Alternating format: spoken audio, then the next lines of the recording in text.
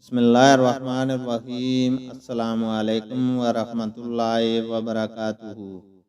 حدیث نبوی صلی اللہ علیہ وسلم ہے، ایک بار نبی کریم صلی اللہ علیہ وسلم لوگوں میں بیٹھے ہوئے ان سے باتیں کر رہے تھے۔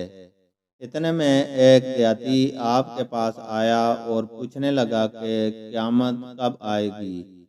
آپ صلی اللہ علیہ وسلم اپنی گفتگو میں مصروف رہے۔ بعض لوگ جو مجلس میں تھے کہنے لگے، آپ صلی اللہ علیہ وسلم نے دیہاتی کی بات سنی لیکن پسند نہیں کی، اور بعض کہنے لگے کہ نہیں بلکہ آپ نے اس کی بات سنی ہی نہیں۔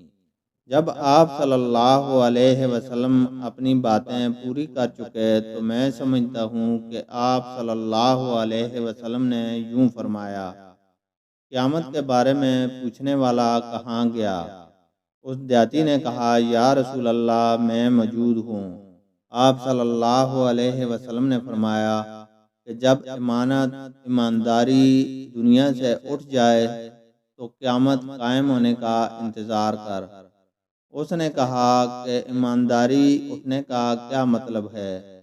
آپ صلی اللہ علیہ وسلم نے فرمایا کہ جب حکومت کے کاروبار نالائق لوگوں کو سونپ دیے جائیں تو قیامت کا انتظار کر۔ اللہ تعالیٰ سے دعا ہے کہ وہ ہمیں قرآن اور حدیث کو سننے، سمجھنے اور اس پر عمل کرنے کی توفیق عطا فرمائے، آمین۔